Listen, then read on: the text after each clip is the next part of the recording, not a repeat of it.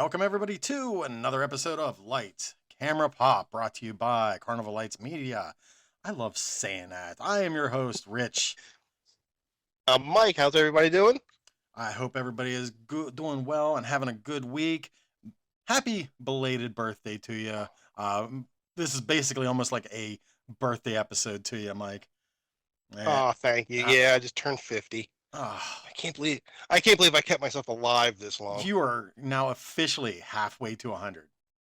I know, right? Spooky. We'll get you the walker next year for the 51st. I already have one. What are you talking about? Well, guys, it is episode 24. And I had to double check before I started because we're starting to get into the higher numbers now, and my memory is like Dory from Finding Nemo. And I'm just like, pretty soon I'm just gonna start like just doing like Roman numerals or something like that because I'll keep forgetting. I'll be like, oh yeah, we are on episode number 8C.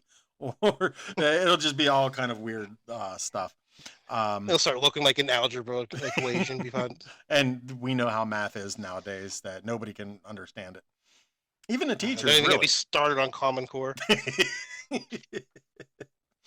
Well, guys, hey, on episode 24, we have a special guest with us tonight. Really excited to be talking to him. He is writer, artist of the comic Avalon. Uh, Brandon Starocci, how's it going, my friend?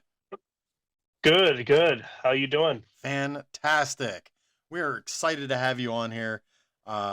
Read through, I'm on issue 4 of the book, and let me tell you, I'm digging it. And we definitely, Mike and I was talking about it before you got on here, and definitely had some questions about the book because it's got us hooked. Yeah, Good. I'm glad. I really like the fact that, like, we were talking about it earlier, just kind of like touching some like bases, and we really love the fact that like it's very Frank Miller with Very the Sin art City. and everything. We're really digging that. I love Miller is one of my absolute favorite comic book, not just artists but writers. Yeah, basically he's a comic book genius, and this various follows around that path of Frank Miller, and I'm really digging that. Yeah, no, Demetrius, with this style that he's kind of grown into, as you guys said, you read through about 4 issues, so you could immediately tell from issue 1 to 2 just the big jump from the art style that he's kind of evolved to. Um, he really does an excellent job and really does it in such a unique-ish way, in the sense of I've heard people say Frank Miller, I've heard people say like 90s Todd McFarlane, That and too, all that yeah. as well. I could definitely see the '90s Todd influences as well, and I love the black and white with the red. Whenever you do the blood, it just kind of like makes everything pop, and that's just like, again, very Millerish, and I'm just very much digging that.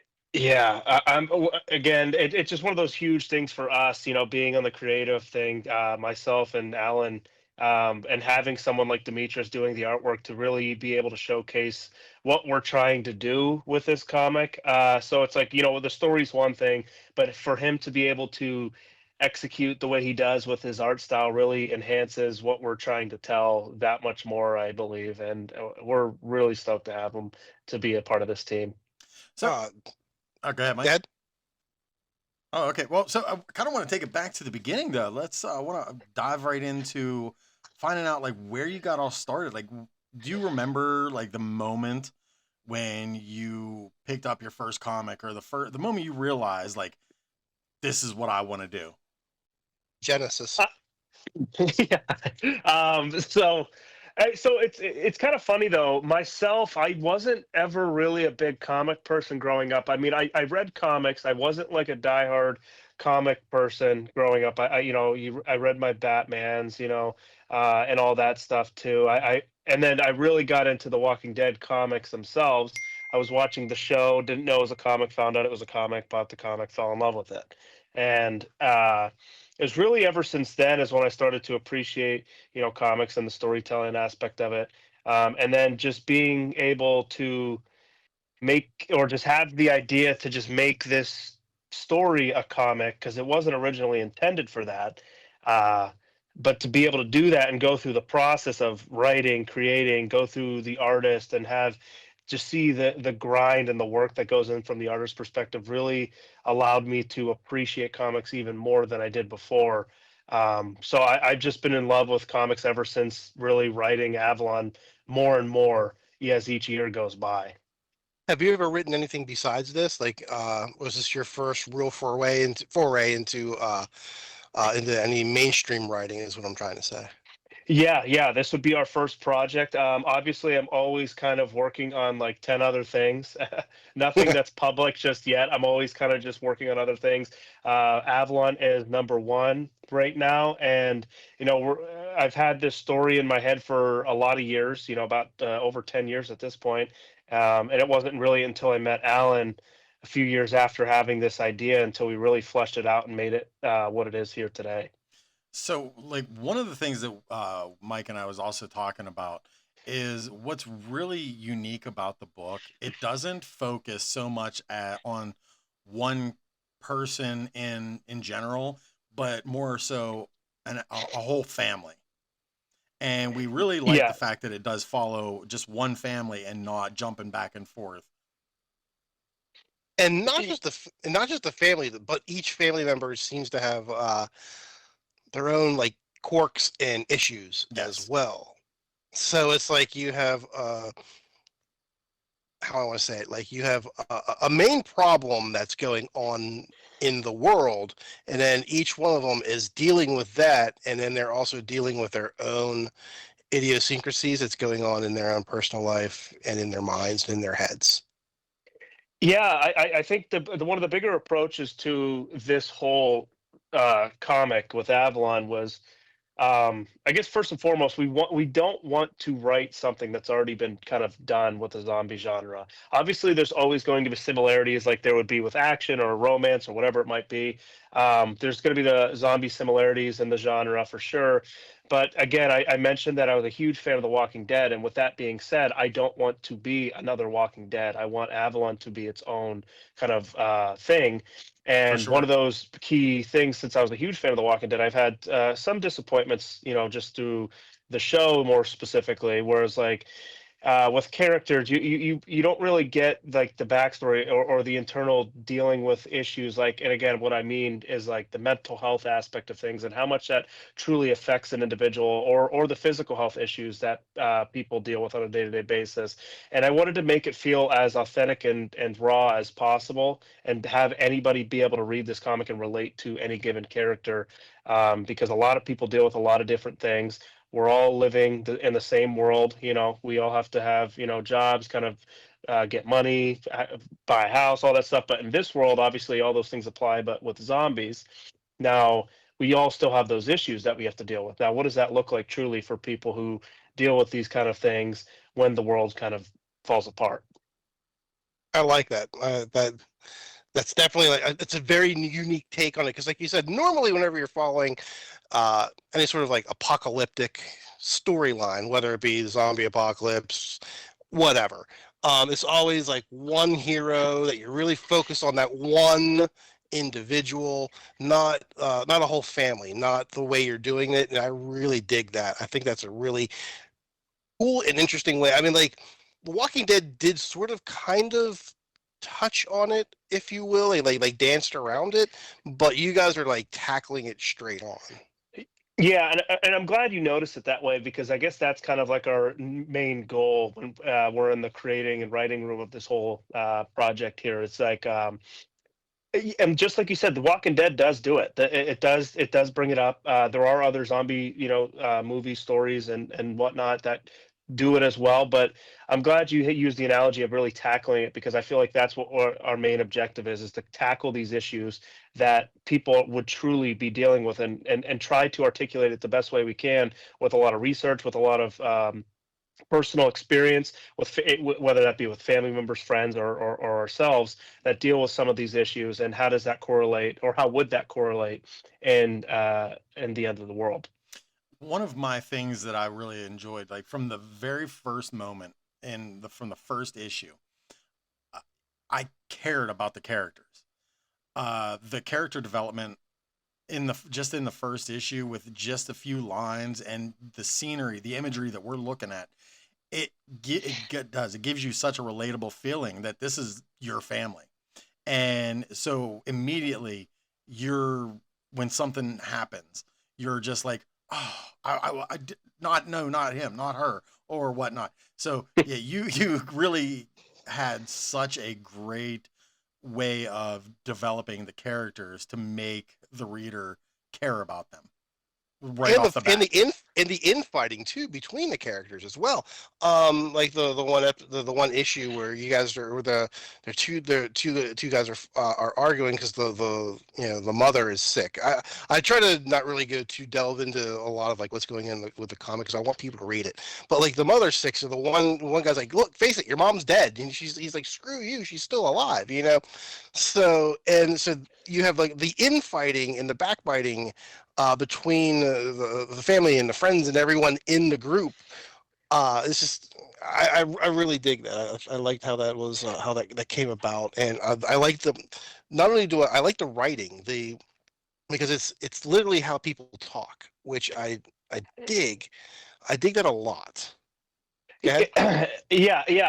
I'm glad you guys are bringing up these points because these are all points that we really try to tackle as much as possible. So I'm glad they are going noticed. So maybe it makes the writing process feel a lot better, obviously. But it's obviously a cool kind of approach when we're kind of writing these stories out.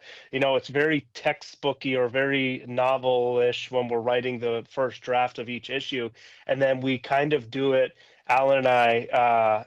And obviously I have a new writer for season 2 that isn't really out there yet, but Bill Dalton was. So when we write these issues out, we do like a table read, kind of like we're like doing it for a movie or a film or something, and we want to make it sound like people actually talking. We don't want it to sound like you're reading it off of something or reading off the page. So sometimes when people will see some of the dialogue, it might not look very what's word do I want to use here? Just I guess clean in like a book kind of format, and we do that on purpose. So I promise we're not illiterate.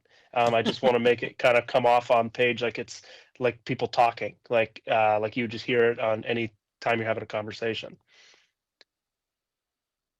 And it comes across that way, so it makes it a lot more relatable as well because it is how people talk. It is the cadence of the way people um speak to one another, and that is I think it's a key way of really reaching an audience too, because people can, when they read it, they understand it because that's how they feel, that's how they think.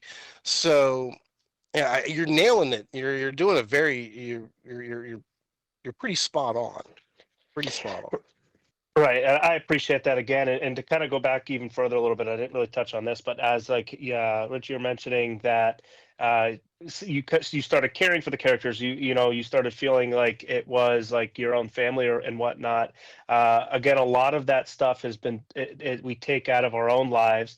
If that's family, if that's friends that people deal with, and we see it, in person, we're really trying to illustrate that emotion as much as possible, as real as possible, because a lot of these emotions and these kind of backstories are real people that we're writing about. So it's like okay, we're making these kind of backgrounds up just off a blank piece of paper. We're kind of taking a strip from our real life personal experience and putting it on page and making it fit the story that we're kind of showing everybody and all that.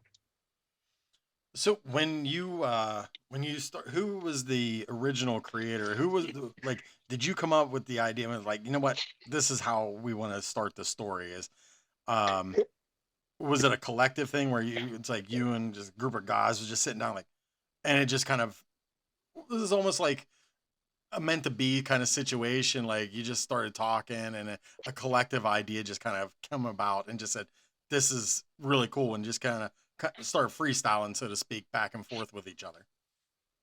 Yeah, no, that's a good question. So basically, the original idea was my own idea, which I won't take full credit here, and I'm only going to take a partial credit in in the beginning here. But it was an idea that I had when I was a senior in high school, and again, being a huge fan of zombies itself, I always thought to myself, how would I survive in the zombie apocalypse?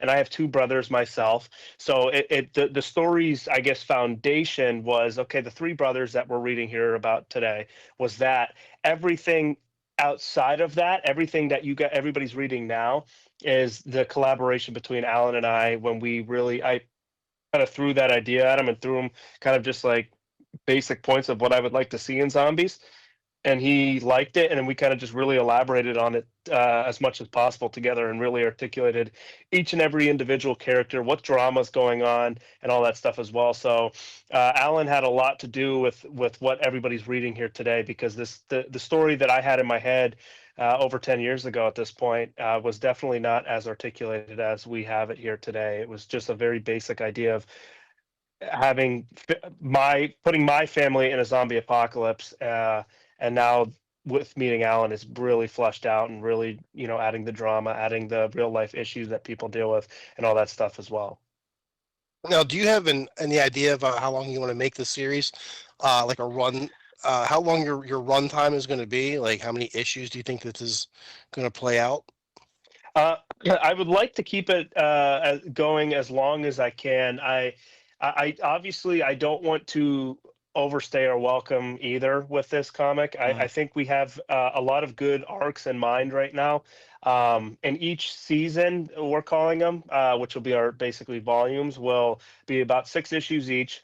And we have off the top of our head right now, and what we're working with right now is about 4 to 5 arcs. So about 4 or 5 volumes is what we're looking at right now. The idea is to continue it going on. If we can continue to make stories and continue this story as well, as long as it makes sense. I'm a big person. I'm a big advocate for, again, if a story needs to end, it needs to end. We can't just let overstay our welcome. But we're very comfortable with where we're going and what we kind of got going on. And we're very comfortable because each time we're writing this, we're coming up with more and more ideas that can really extend this story to make it still good in our opinion, and good enough to keep it going, I guess, for lack of a better term. So we got a lot of years ahead of us here with Avalon. I'm perfectly with that. I think that would be fantastic, and I like how you're looking at it as like you said, your story arcs. I like how you're looking at them as seasons, if you will. That's a unique way to look at it, especially in the comic book realm. I think it's a pretty cool way to think about it because, like you said, it gives you more leeway to move a story into certain directions and nudge things from go left to right. So I like that. That's a cool way to do it.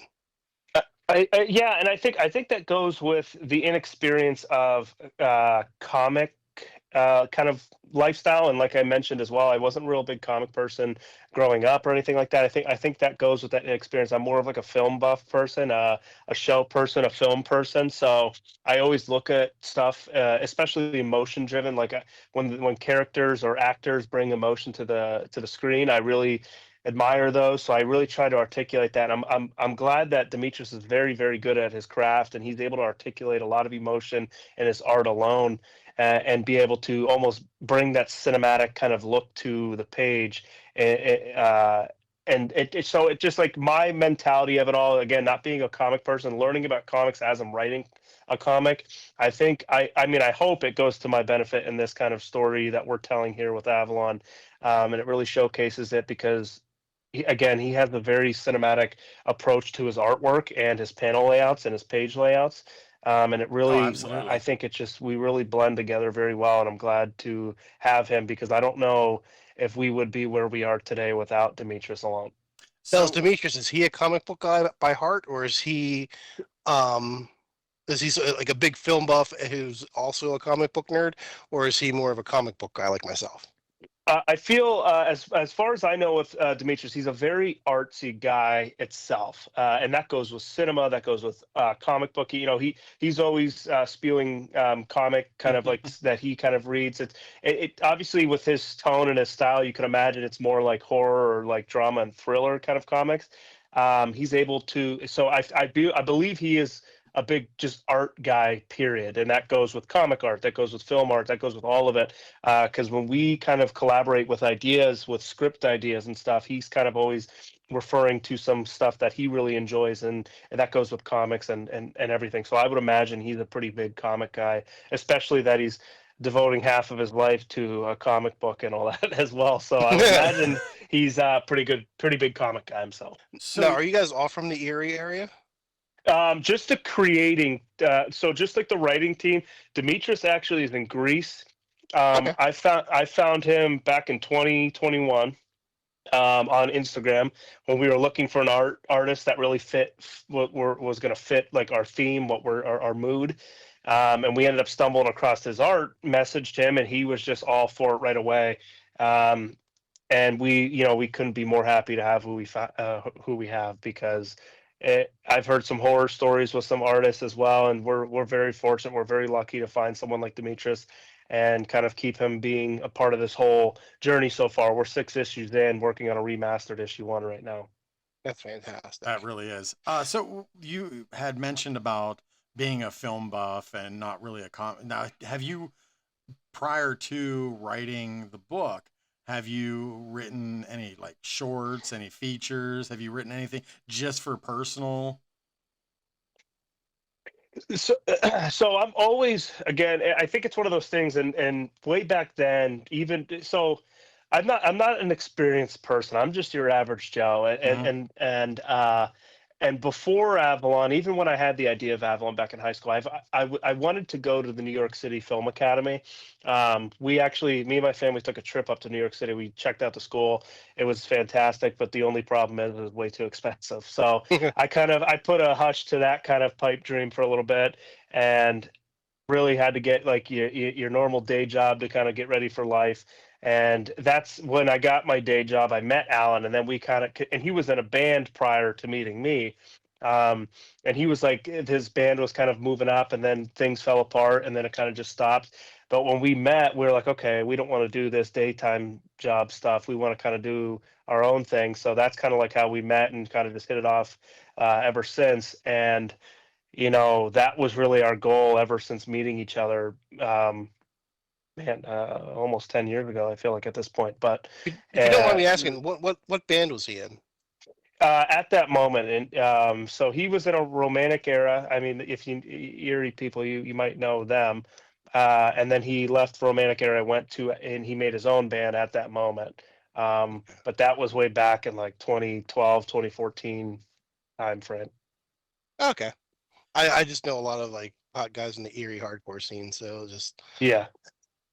so the Erie punk and stuff like that. Like, so just kind of see if I Yeah, if it, you recognized it or anything, right? Yeah. yeah. Yeah, because I Put the was just feelers curious. out for a minute there. Yeah, I was just curious about like the differences between like writing a script for a film or writing for a comic, because obviously it's two different mediums, even though it's like the same kind of art, if you will, like, but it's like two completely different animals, really. Yeah. So I'm working on a short right now, and I've always kind of written shorts that just the right shorts, just to kind of get into the rhythm of it. And it definitely, there's a lot of similarities, but there's obviously a lot of differences as well. And I like to look at it as I like to look at it in the similarity kind of realm of it, where I look at it like comics to me are just film on paper and vice versa. So even when I'm writing it, especially since I have Avalon in my back pocket now, with that whole experience that I've kind of had for the last like 5 years, or 5 6 years at this point.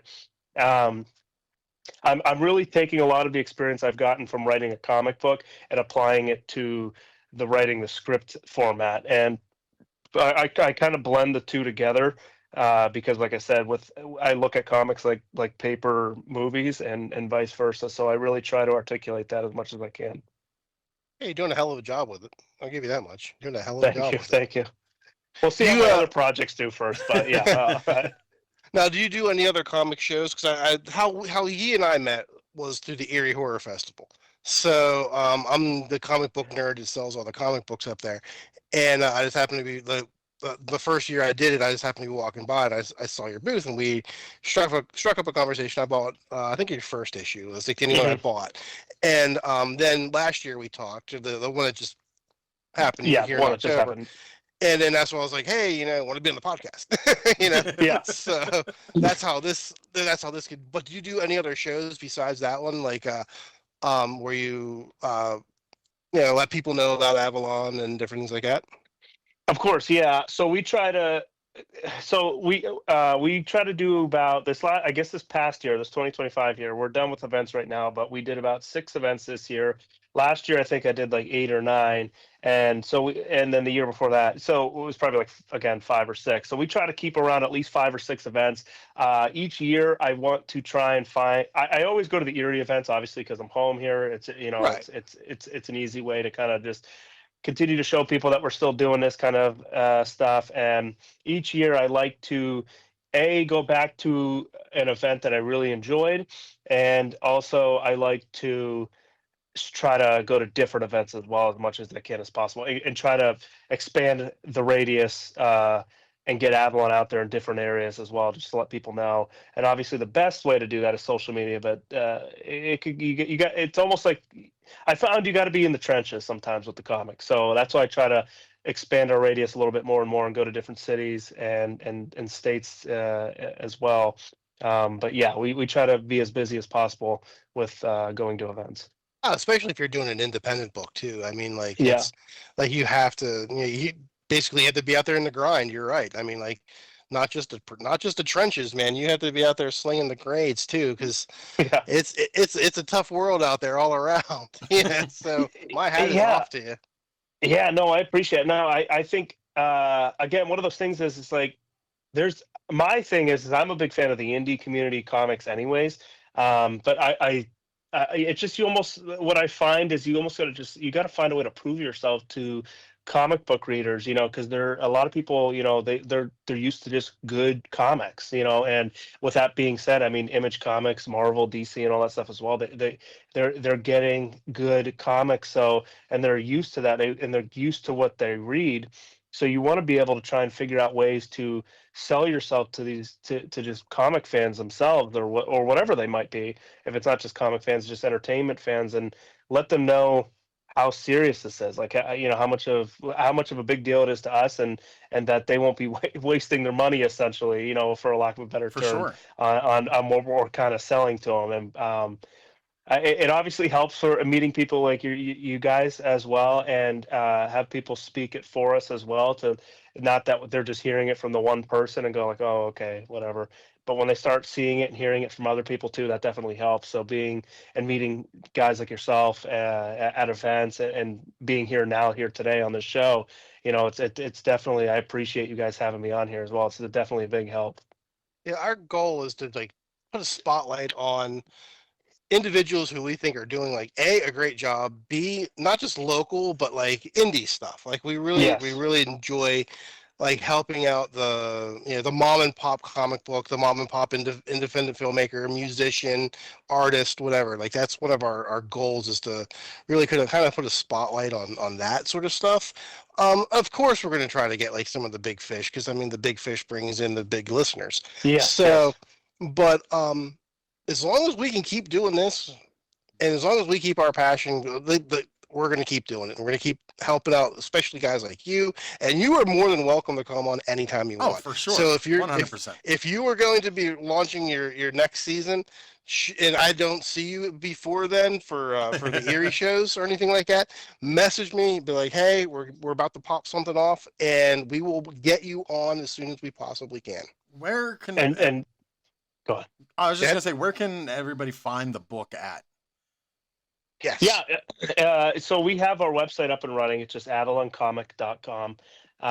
Comic with no S. A lot of people, correlate Avalon Comic and they add an S to it. So it's just avaloncomic with no S.com. And we sell all of our stuff on there. We sell PDFs, physicals. We're selling shirts. prints, posters, all the good stuff, and all over any social media platform. Really, if you find us in one spot, you're going to find us in all spots because we have our link tree tagged onto all that stuff as well. Um, we just try to make ourselves. We try to put ourselves out there as much as we can, obviously. And anywhere, Instagram, Facebook, Twitter, or X, or whatever people call it, TikTok, all the above. So we try to put ourselves out there in every single platform. Well, your next round of issues coming out. Like when are they going to be scheduled to be in print? Do you have any timeline on that? Where you're going to have like a season 2 out or whatever? So currently, we are working on the remastered of issue 1. As you guys Oh, read through it as well, you could kind of see the difference in style that we were talking about a bit earlier. Yeah. Demetrius was very adamant about doing it. I don't hate the idea. I think, especially since we're working on a trade paperback with that remastered issue 1, we're going to be doing the trade paperback with it on our next campaign, and we're hoping to get that moving around springtime next year in 2026. So, and then after that is completed, we're going to be really focusing or narrowing our focus, obviously, onto season 2. And we got a lot of cool stuff in season 2. Obviously, you guys are reading really. I guess with that being said, as well, I'm going to kind of go on a little ramble here as well. oh yeah. Go ahead. As you guys noticed as well with season 1, one of Alan and I's biggest approaches to this was really focusing on the outbreak, because that's another thing I feel like, being a zombie fan, not a lot of movies, shows, books, whatever, really narrow in the outbreak. They kind of just brush over it very quickly. Sure. And Yeah. that was one of our main goals with this season 1, was to really articulate the outbreak. And because it's funny, because people think it's crazy though too. These first 6 issues is basically only like 2-3 days in Really? the world. Yeah. So it's one of those things where we really wanted to articulate that as much as possible. And season 2, we're going to be articulating it a little bit further as well. And like, again, like what's the aftermath of right when this happens? Because like, again, a lot of shows, they'll brush over it. They're like, okay, it was this way for a month, and now we're here, and we're just dealing with the apocalypse.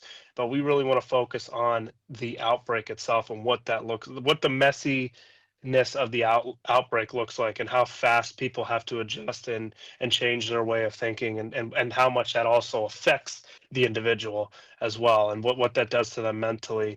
When one day you're going to your 9 to 5 job and paying bills, and the next day you're trying to survive and make sure you don't get killed by other people or zombies and Right. and whatnot. So we want to articulate that as much as possible. So with season 1 being the way it is, we're really excited for season 2, and really showcasing that even further with the direction that people will start figuring out by the end of season 1 where they're going and why. That is definitely Uh, a unique and original thought process on that story. it's Because it's not just unique and it's refreshing too, thank you. Yes, because refreshing. That's a better way to say it. again, yeah, I love the zombie, the whole zombie mythos and the whole zombie genre of film and literature, and I am a staunch believer that comic books are definitely a part of literature, um, and it's almost always the same. Hmm. So having a complete new take on the matter is just Yeah, and like it's like a even breath of fresh rotting air. Yeah, yeah, and it's funny yeah. because the No, indie writers always seem to have their hand on the pulse more so than what mainstream does, because mainstream seem are just like, oh, this is what people want, we already have an established character or whatnot, let's just throw them into any story. And you can tell that a lot of the stories now, they don't take their time. There's no love behind the story they're telling, whereas and you the could tell in and like, the way you're doing it, and the way you're doing it in these sections, like six issue story arc sections, that have the ability to move around. They're almost like Legos in the comic book world, where you can take one part out and move a different storyline. I like that because you have so many relatable characters, and they all have their own individual personalities. So it's just it's very, very good. It's very interesting. It's a very unique way of writing a zombie book. And I dig it. It's like I know I use the word I dig it a lot because it's just different when it comes to this kind of story arc and the way you're doing it. Yeah, and again, appreciate it. It's one of those things where we really tried to narrow our focus into not only with all the stuff that I already just mentioned, but really the outbreak was a huge thing as well. And again, I'm a huge zombie fan, but I can also admit that there's a lot of stuff out there that's diluted, and it's like, okay, whatever, you know. And I can admit that there's a lot of cheesy zombie movie stories out there as well. Sometimes people use it as like a joke, and whatever. I'm looking at it in the more realistic, raw and gritty kind of reality of it, and it's kind of just it's not what anybody truly would want, even though I like to think sometimes it would be cool.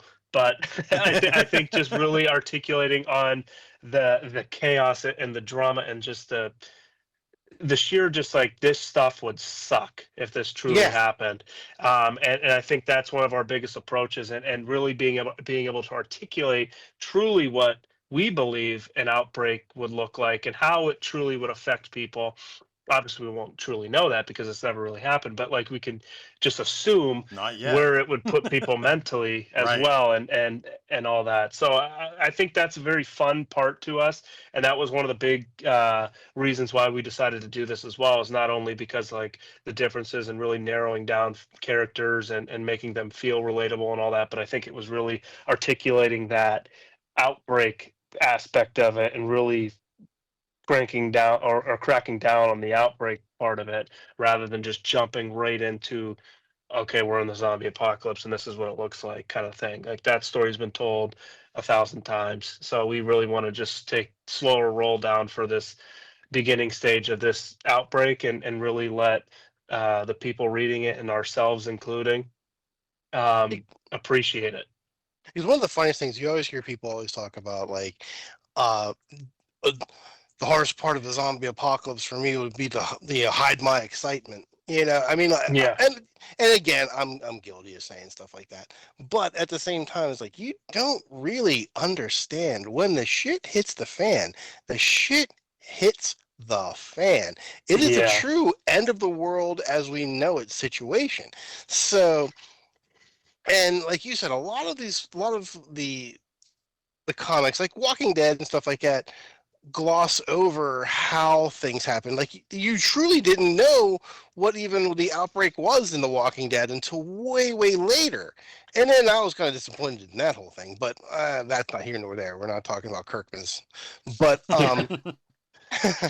but yeah, to concentrate on how the outbreak comes about, how like what's the cause, what's the genesis, what's the um what brought forth the end of the world notions.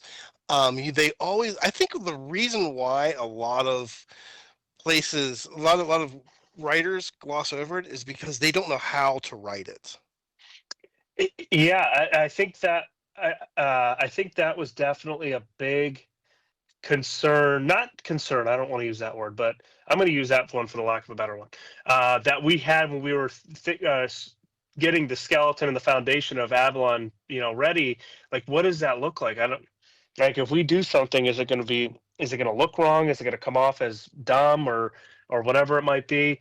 Um, but I think just really going down to the nitty gritty of it and really allowing our world and our characters really dictate that. Because again, we're really telling this story through the characters and their backstories and their stuff that they're dealing with on a day-to-day basis, and we're following this family through it rather than being like, okay, look at this world, and we're showcasing the world rather than the family. I think it made it a little bit easier for us to be like, okay, we're telling this zombie story through the eyes of this family and how they see it. And I think that made it a little bit better and not easier, but like made more sense to us because it's like these characters could be wrong about this world, you know, and how they see it, but it doesn't come off as, I guess, wrong or bad because it's like this is through the eyes of the characters in our eyes. So it's really utilizing that aspect of it and telling the outbreak story through it as well, because we obviously have it. We have it in our head that I don't know if it will ever be revealed. It's kind of a spoiler in the world of Avalon, what happened and why and all that stuff as well. Everything that's learned will be learned by the characters that we follow throughout this story. It's not going to be something where we're learning side things because we need to. It's just this is the storyline going through the family itself and how they kind of obtain information. But you know, as for The Walking Dead, though, too, I wanted to mention like I don't want to take anything away ever from what you know Robert Oh no, Kirkman and Oh, all not that at stuff as all. well. I think it what he did with The Walking Dead, it's a juggernaut. It just we don't want to do the same thing. You know what I mean? Like I think what he did was a masterpiece with The Walking Dead. I mean, obviously there's some things here and there given any project for that matter. But I just think we just had to steer away from what he was telling because we don't want to be in conjunction of them. We want to be something separate. you don't want people to say, "Oh, well, look at that. This is just a It's just Walking like The Dead Walking Dead. Yeah. ripoff." Yes. Right. Yeah, I And I get think, it. Yeah, I get yeah. it. And honestly, I don't. I personally, aside from the zombie aspect, I mean, I don't really see much of a. I mean, I can see the inspiration, but I can't compare the two. Good. I'm glad. I'm glad that's the case as well. You know, because again, that's one of those big things that we were kind of worried about, even when we were in the beginning stages of all this, was trying to make sure we're not going to be overshadowed by The Walking Dead. And again, that just you know all that is just kudos to them because they really took the genre by storm, and for anybody to kind of think and just be like, okay, The Walking Dead, that's awesome for them. But we want to make sure we could do whatever we can to just not be another one. We want to be our own thing, and I'm glad that it's coming off that way so far with the 6 issues that we have out. Well, I, I j- I mean, when Walking Dead came out, I mean, like it was a nothing book when Walking Dead first came out. Like no one cared about it.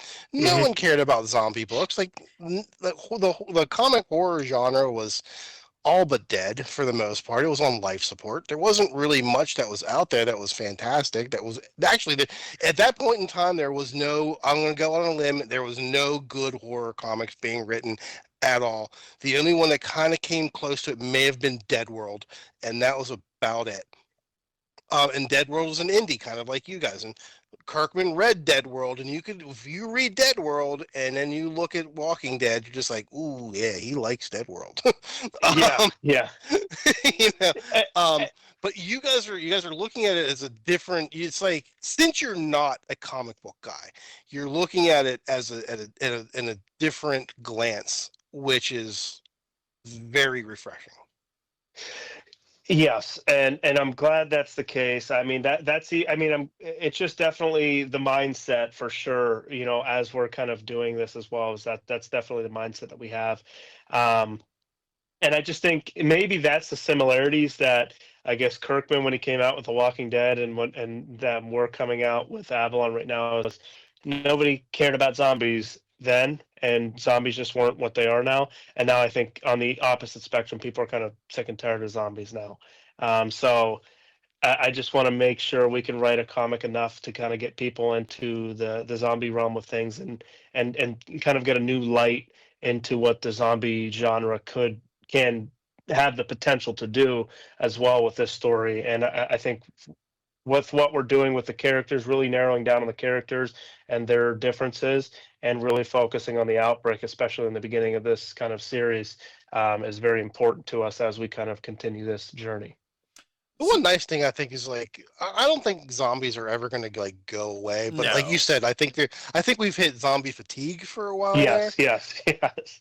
You know, uh, but the way you're doing it, I think you have like a little bit of a lasting uh ability just because the way that you are writing it in chunks, not a massive continuous march through. So you have this ability to, like I said, retool, rethink, and keep going, which um, which I think helps you a lot because you can think out of the box and you don't have to fall into the zombie, you know, tropes that most other uh, books and series end up falling into just because the genre has been around for so long now, and but you're looking at it, like I said, through fresh eyes with a new pair of glasses on, and that kind of gives it a new refreshing look at it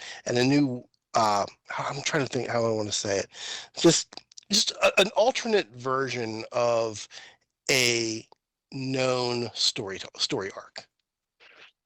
Yeah, no, I think everything you said there was perfect. It definitely gives us the ability to, again, like you mentioned, stop and think where we're taking it from now, where we're at, and it gives us that, like, I guess not like a literal break, but kind of like a break where it's like we kind of just reflect what we have. We have an idea for the following season. How can we kind of put it all together again and have these arcs kind of in mind rather than just, like you said, writing it out like it's like, okay, it's an ongoing until whenever. We have a general ending. We have a general kind of like direction of with all the arcs and everything as well. But one of the things, sorry, one of the things that I've learned as I was writing this, and I bring this up very rarely, but the original issue 1 script was actually all 3 issues condensed into 24 pages. And we were going Ooh. to we were going to produce that and publish that and get that going. But Alan and I kind of took that back. We're like, this sounds too chaotic. There's way too much stuff happening. And we stretched that 1 issue out to the 3 issues you're reading now, and giving things time to breathe, giving scenes and emotion and the characters time to kind of really correlate to the reader. And with that being said, I learned that we could make this go a little bit longer as well. We can let things breathe where it needs to have that moment. Sure. Um, because again, a lot of what we're telling as well is just like the mental toll that this is taking on each and every individual character, what, how it affects them differently and what that really looks like and how they change and watching the progression of them changing for better or for worse. That's a perfect example of the less is more philosophy when it comes to writing. Very good. Exactly. Yeah. And another neat thing too is like you're independent. So you don't have an editor and a publisher and this guy and that guy over your shoulders, tapping on your shoulders, looking at his watch and saying, why isn't this done yet? Why isn't this done yet? Because you are doing it on your own gives you the ability to really pour your heart and soul into what you're working on, and you're not under the gun, you're not under any sort of the sort of Damocles doesn't hang above your head. You have the ability to say, oh well, okay, I like this, but it doesn't work well. So you can scrap it and then rethink and then retool and then put it out on your own. And that helps out immensely when it comes to um, pushing along a storyline. Yeah, 100%. That's definitely something that I've been in the mindset of recent, like this last like year, I would say, where there's times we Demetrius has stuff going on, I have stuff going on, so it kind of puts like a production pause on, very small one, but then that again that small break where it gives you that little bit of time to just stop and reflect on what's going on and be able to change something if it seems too cheesy or if it seems too like it doesn't make sense, or it doesn't correlate properly, or I just simply don't love it. Like, you go through so many drafts per issue and per season, and I'm on, like I had the season 2, the same idea was there, but it didn't feel how I wanted it to feel. So we kind of like redid it all. And now what we have with season 2 written feels a lot more what I guess my original feeling was supposed to be for season 2. But the only way we were able to do that is because of the time it took to put in for season 1. Um, and really make sure that those are getting out and all that as well. But I definitely agree with you there. It helps to have that because it allows you to really articulate how you want this story, or just sit back for a second and go, hey, it's not feeling the way I want it to. I'm not going to rush this out because I have a publisher breathing down my neck, kind of thing. Perfect. Absolutely. That's, I mean, kudos to you, man. Like everything that you've done, it's absolutely phenomenal. Congratulations on everything. You guys are definitely killing it, and we're extremely happy to have you on here talking about it. But just winding down and everything. So you said you're a fan of the zombie uh, subgenre of horror. I'm gonna ask. So, what's one of your go-to zombie films? One of my go-to zombie films would either be Shaun of the Dead or Night of the Living Dead, the original one. I am Those are my two I'm favorite ones. so actually ecstatic that you said Shaun of the Dead because in my Yeah, mind that's probably one of the ones. It's like while Night of the Living Dead is quintessential to the yes. genre itself, but That's the Shaun blueprints. always seemed to feel more real. I don't know why. Maybe it's because I relate to the character, the lead roles and stuff like that. Because you have the slacker, and stuff like that, and it just it just seemed more relatable. And I love that. So I'm like ecstatic that you said Shaun of the Dead. Have you ever seen Yeah. All Zombie? What was it? Zombie? No, I cannot say I have. What about you, Rich? Have you No, ever seen no. Oz? Okay, guys, you have homework. I've seen Um, Real Monsters, but that I've was got to write it. cartoon in the no, 90s. you have to see Zombie.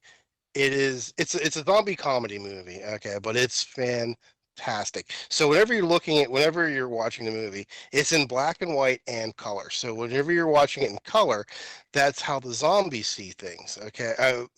So whenever you see it in black and white, that's how the humans see it. Now regular people see it. And so the zombies have no idea that they're zombies. They think that they're normal, and they think that all the humans are all tweakers and all messed up on crack and stuff like that. It is absolutely hysterical. And it's so good. It's so odd.